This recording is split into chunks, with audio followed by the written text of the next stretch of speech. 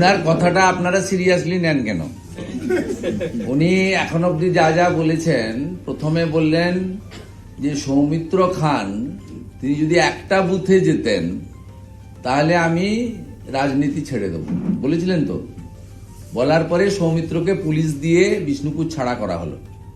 Supreme court থেকে bell নিলেন 2019-এ, conditional bell, বলা হলো বিষ্ণুপুর বা বাঁকুড়া জেলায় ঢুকতে পারবেন না। উনার 7টা বিধানসভার মধ্যে খণ্ডঘোষে প্রচার করেছিলেন, যেহেতু সেটা বর্ধমানে।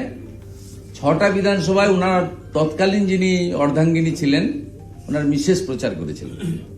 সৌমিত্র খান অনেক ভোটে জিতেছিলেন। দ্বিতীয়, আপনাদের স্মরণের জন্য বলি, 2019-এ একইভাবে ব্যারাকপুরে গিয়ে ভাটপাড়াতে গিয়ে উনি বলেছিলেন যে অর্জুন সিং যদি নির্বাচিত হয় আমি রাজনীতি ছাড়ব, 2 লক্ষ ভোটে হারাবো। হ্যাঁ, 2 লক্ষ ভোটে হারাবো। তারপরে 2021-এ নন্দীগ্রামে গেছিলেন ওনার পিসির জন্য প্রচারে। তা সেখানে গিয়ে বলে এসেছিলেন শুভেন্দু অধিকারী যদি এখানে জিততে পারে তাহলে আমি রাজনীতি ছাড়ব। এরকম অসংখ্য উদাহরণ রয়েছে। তাই আমরা অন্তত সিরিয়াসলি ওনার কথা নিই না। আপনারা কেন নেন জানি না, কি কারণ আছে সেটা আপনারাই বলতে পারবেন। আমরা অন্তত ভারতীয় জনতা পার্টি ওনার বক্তব্যকে সিরিয়াসলি নিই না।